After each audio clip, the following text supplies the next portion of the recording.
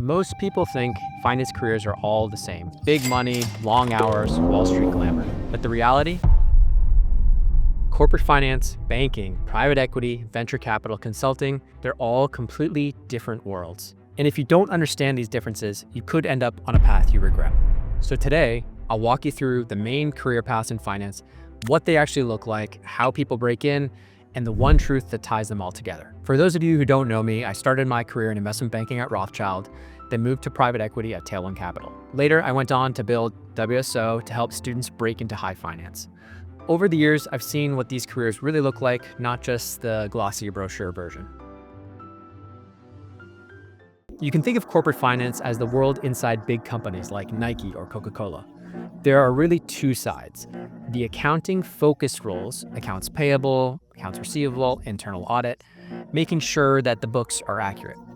And then there's the analysis-focused roles, like FP&A or financial analysts, forecasting, budgeting, and advising management. The hours are usually pretty reasonable, call it 40 to 60. The career ladder is really clear, analyst to manager to CFO, and the stability is a big draw. But if you're the type of person who really craves high-stakes action, corporate finance might feel a little too steady. That's where banking comes in. This was my first stop after college. Investment banking is all about raising capital, advising on mergers, acquisitions, or even restructurings. At the analyst level, you're building models, pumping out pitch decks, and working brutal hours. We're not going to sugarcoat it here. The pay is strong, $200,000 right out of school at the highest levels, but the lifestyle, think close to 80 to 100-hour weeks. I remember nights where I was in the office until 2 or 3 a.m. repeatedly, day after day after day. In fact, my longest day ever was a 41-hour workday, meaning I didn't come home from the office for a full 41 hours straight. Exhausting, yes, but it teaches you skills and discipline fast, and it opens doors. Most analysts don't stick around forever. Usually it's about a 2-year program. Many jump to the next big step, private equity or venture capital. Venture capital is all about spotting startups, betting on bold founders early. Private equity is about buying bigger, established companies, digging deep into financial models, and then working with those businesses after a deal closes to make them more operationally efficient, make sure they're spitting off enough cash flow to service down the debt. The hours are still intense, but the work feels more like ownership than advising.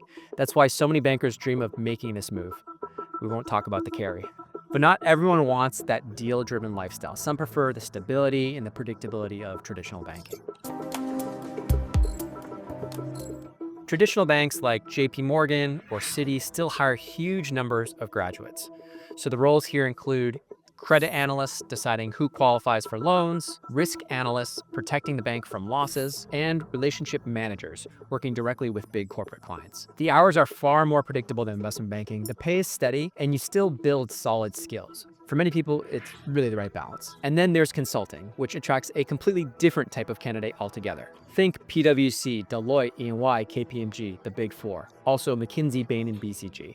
Together, they employ over 1 million people worldwide. The career ladder is structured, so you go analyst, consultant, manager, partner, and the variety of projects means you're constantly learning and stretching your skill set. But across all these different paths, there's one truth I've noticed again and again. The path you choose matters less than you think, because the real benefit of one of these high-flying finance jobs or a finance career isn't the job title or even the paycheck.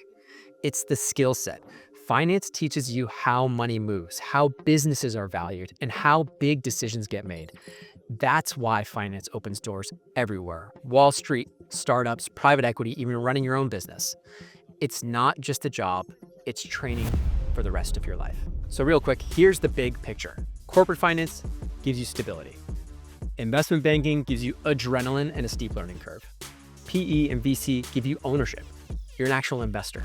Traditional banking offers balance, and consulting gives you variety as long as you don't mind traveling a lot.